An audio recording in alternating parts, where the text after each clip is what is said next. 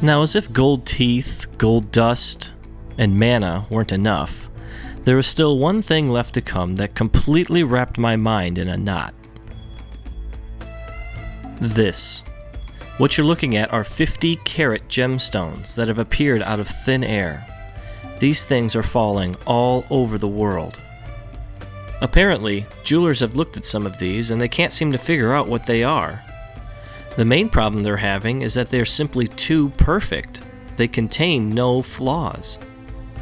They aren't cubic zirconium, they aren't man-made, and they lack certain features that most gemstones have. Some are growing, others have multiplied in front of people's eyes, and some have fallen already set in gold. Now, it's one thing to hear the stories, but quite another when I'm filming and I get a tap on my shoulder telling me that some gemstones just fell in the front. So I grab my camera, trample over people yet again, and there they are.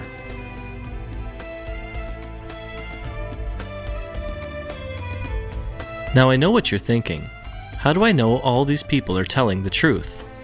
Well, I don't. But if you look at it logically, everyone lying seems even more irrational than if they're actually telling the truth. I mean, why lie about gold teeth? Especially when most people just think you're nuts.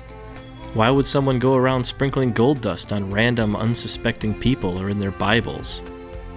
Why would these people lie about manna? The obvious answer is simply to try and trick people, but to what end? I mean, no one's trying to sell these gemstones. No one's making money off gold teeth or gold dust. It's something that helps us get in touch with the importance of being childlike. You know, unless you become like little children, you cannot even enter into the kingdom of God. And so, you know, just like Luke chapter 10 there, we don't want to be too sophisticated. These things are hidden from the wise and learned and revealed to little children. And I don't think you have to throw your brains away and just be gullible and all that kind of stuff, but I think we're expected to have faith in God and believe that nothing's impossible with Him. And we just say, well, hey, heaven's streets are paved with gold. What's the big deal? God puts gold in your mouth, you know. It's all in heaven, isn't it? The gates of pearl and the jewels and gemstones all through the gates, the walls, and amazing. on and on. And so sometimes things then happen that are weird, but one must remember that the word weird and the word normal only makes sense within a framework. It's only within a paradigm or a grid that the word normal makes sense. And it's only within a paradigm or a grid that the word weird makes sense. I think God has been giving myself and the people in our church a new normal, which means He's been reshaping our paradigm. He's been giving us a new lens by which to view reality through. And we're finding this very, very exciting and very, very moving, and sometimes difficult and challenging. If we have trouble with this stuff, it might just be because it's way outside our grid of understanding. But that doesn't necessarily make it not true.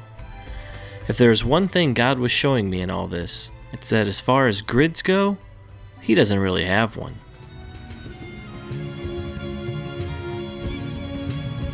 Now, the signs and wonders that I had seen obviously raised certain questions. If they were real, and I had no reason to believe that they weren't, these people didn't want anything, they weren't asking for money, they just wanted people to know how amazing God is, then I had some adjusting to do in my own personal theology. I guess I always knew miracles happened, but I always thought they were simple, clean things that didn't challenge me in any way.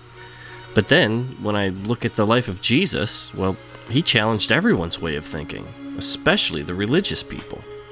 But more than being willing to accept a God who is more unpredictable and, quite frankly, more fun than I had ever imagined him being, was the nagging question that now consumed my every thought. Could there possibly be more to this Christian life than what I'd always known? Could there be more to it than simply going to church, trying to be a good person, and trying to talk people into believing in Jesus? Could the power of God actually be expected of me?